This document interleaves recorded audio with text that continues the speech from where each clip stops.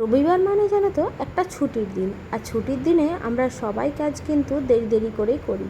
সকাল থেকে ঘুমটাও যেমন তাড়াতাড়ি ভাঙতে চায় না, তেমনি কিন্তু সমস্ত কাজ পিছিয়ে থাকে। অদ্রিতের আনন্দ দেখলে তোমরাও বুঝতে পারবে ভিডিওতে যে ওর কতটা আনন্দ হচ্ছিল, যেহেতু তাকে স্কুলে যেতে হবে না। আজকে সকাল সকাল ওকে কিন্তু একদমই ঘুম থেকে উঠায়নি, প্রায় 7টার সময় ঘুম থেকে উঠালাম। 7টা মানে অনেকটাই ওর কাছে বেলা, যেহেতু ও 6টার আগেই ঘুম থেকে ওঠে সেই জন্য। আর সকাল সকাল আমি তো একটা বড় সারপ্রাইজ পেয়ে গেছি। বোন আর বাবা দুজন মিলে অদ্রিতকে নিতে এসেছে। আসলে দুদিন ধরে না এতটাই গরম পড়েছে, গরমের মধ্যে কিন্তু এসি ছাড়া একদমই থাকা যাচ্ছে না। আর ঘরে তো এখন ভীষণ খারাপ অবস্থা, তাই কিন্তু বাবা আর বোন দুজনে মিলে নিতে এসেছিলো। আর ওকে তো পাঠিয়ে দিলাম, আর আমিও কিন্তু এখানে দেখছিলাম রঙের কাজ কতটা হচ্ছে। আর আজকেই কিন্তু সম্পূর্ণ রঙটা কমপ্লিট হয়ে যাবে, তাই একটু করে দেখে নিচ্ছিলাম। আর রঙ করার পরে না ঘরগুলো ভীষণ ভালো লাগছিলো দেখতে। আর সকাল সকাল এত বড় একটা সারপ্রাইজ পেয়ে আমি তো ভীষণ আনন্দ পেয়েছি। বাবার বাড়ি থেকে যখন কেউ শ্বশুর বাড়িতে আসে তখন কিন্তু আলাদাই আনন্দ হয়, আর এত বড় সারপ্রাইজ পাবো সেটা তো একদমই ভাবিনি। তারপরে তো বোন আর বাবা দুজনে মিলে চলে গেছিলো। ওদেরকে অনেকবার বলা হলো টিফিন খাওয়ার জন্য, কিন্তু ওরা তো খেলোই না, শুধুমাত্র জল মিষ্টি খেয়ে তারপর বেরিয়ে গেছিলো। আর গরমের মধ্যে যেহেতু রোদেরও অনেক তাপ ছিল, তাই কিন্তু একটু তাড়াতাড়ি বেরিয়ে গেল, বেশিক্ষণ আর বসলো না, আধ ঘন্টার মতন বসেছিল তারপরেই বেরোলো।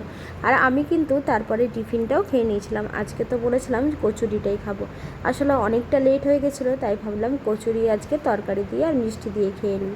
আর এখানে বারে বারে আমাকে আসতে হচ্ছিলো উপরে রঙটা দেখতে, আর রঙটা কমপ্লিট হওয়ার পরে কী সুন্দরই না দেখতে লাগছিলো।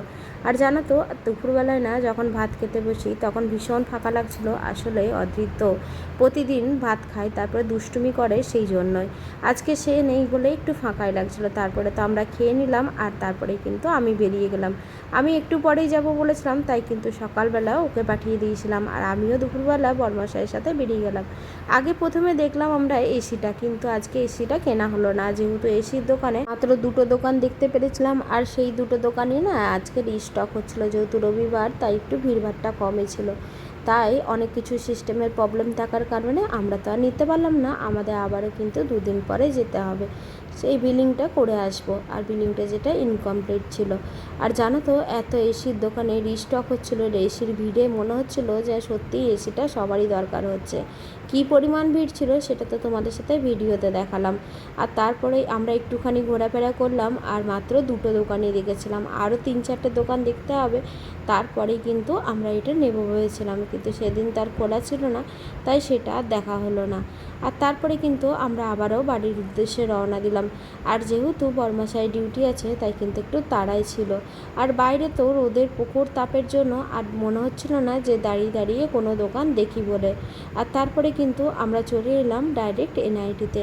সেখানে তো বর্মাশাই হাত ছাপ দেবে, একটুখানি বসবে, তারপরে কিন্তু আবারও বাড়ির উদ্দেশ্যে রওনা দেবো।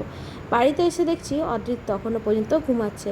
আসলে ও সকালবেলায় অনেকটা সকাল সকাল উঠেছে, সকাল 7টার সময় উঠলে ওর কিন্তু দুপুরবেলায় ঘুমটা একটু তাড়াতাড়ি দরকার হয়, আর অনেকক্ষণ পর্যন্ত ঘুমায় যেহেতু, তাই একটু লেট করেই উঠেছিল। আর এখানে দেখো বর্মাশাই ডিউটির এখানে চলে এসেছিলাম আমরা হাত ছাপ দেওয়ার জন্য। আর এখানে পরিবেশটা কী সুন্দরই লাগছিল, এখানে ভীষণ হাওয়া দিচ্ছিল, আর এখানে না চারিদিকটা গাছপালায় ভরা, বেশ ভালো লাগে, আর নিস্তব্ধ পুরো পরিবেশটা, ওই জন্যই আরও ভীষণ ভালো লাগে।